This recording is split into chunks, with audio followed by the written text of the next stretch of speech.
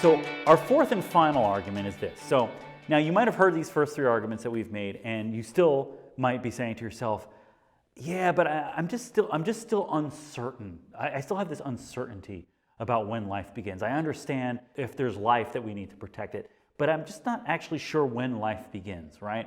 And this is a common argument that we hear. But Roland, what you and I have kind of talked about over the years is this idea that uncertainty about when life begins actually should lead to a pro-life position, not a pro-choice position. So why don't you kind of play that out a little bit? Yeah, because you hear that a lot in the public square from folks saying, well, I'm not really sure when life begins, so therefore, I support abortion for that because we don't know when life begins, right? Now, you have to start looking at that question with a question, which is life precious? Do you have a worldview that says that life is precious? Right. Now, as a Christian, of course, we have a worldview that says life is precious. And put a finer point on that, do you believe that innocent, vulnerable life is precious? Right? And universally, Christians all over the place believe absolutely innocent, vulnerable life is absolutely precious. Okay, here's the question then. If you believe that life is precious and innocent, vulnerable life is especially precious, then the uncertainty of when life begins actually should lead you a different way. And here's an illustration that kind of makes this point. Let's say, Vince, that I had you come over to help me move. Right? You would have had to coerce me to do that. But That's right. This is my back hurts. I can't. It's an illustration. Right. Clearly an illustration. Fictional, Fictional, for sure. Right, yes. Right, and you get to my house, and there's a room full of boxes. Right. Room full of boxes everywhere. And they need to be loaded onto the moving truck. Right? Loaded onto the moving truck. Everybody's ready to go. And I say, oh my gosh, Vince, I screwed up. There's this very precious, priceless Fabergé egg that's in one of the boxes, and I forgot to label it. I am not certain which box this egg is in. My question to you, Vince, as I hand you the first box is, how do you treat that box? I would probably be very careful with that box and all of the boxes. Why? Because I am uncertain about which one contains the precious, valuable item. So therefore, I would actually be even more cautious with all of the boxes. That's right. So if you don't know when life begins, and you believe that life is precious, especially vulnerable life being precious, and you don't know whether what's inside that woman's womb is life or not, then actually you would be pro-life, not pro-choice. Right?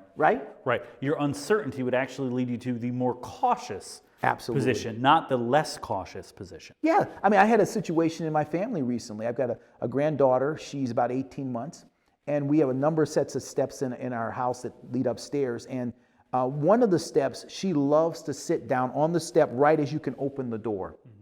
And my son came up and said, hey, Selah, she likes to sit on that step downstairs. So when you come down, make sure you're careful because she might be sitting there and you could hurt her if you open the door very quickly.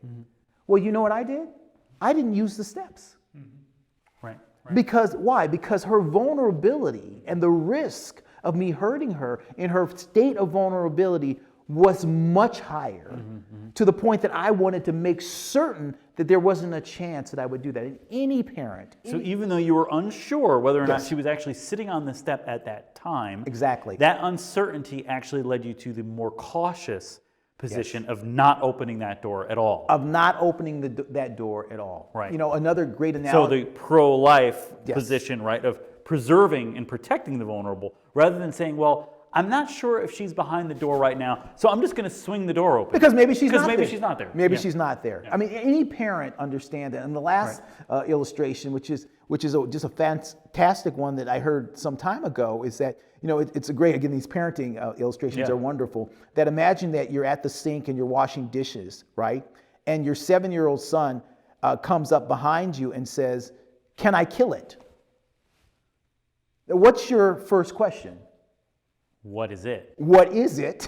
Right. Now, if it's a cockroach that's gotten into the food or something, right? Probably say. But if it's his sister, you're going to have a different person. Right. Right. So you're and if you're not able to turn around, Yeah. you don't just say, well, no, because you know that it could be something precious. Right. And because it could be something precious, You're more cautious. even though you don't know what it is. Right. That kind of a thing. Right. And so again, I'm hopeful that these four Yeah. things that we walked you through from a biblical perspective and right down to a practical perspective would really help you, if you are a Christian who professes to be pro-choice, really understand why that's not the way that you need to be thinking about this issue. To kind of recap, you should be thinking about it from the perspective of the Great Commandment and the Great Commission, and how does the life decision, right, the decision to abort or to assist someone in aborting or to basically promote abortion in the public square, how does that line up with the Great Commandment and the Great Commission? Because everything we do as Christians should line up there.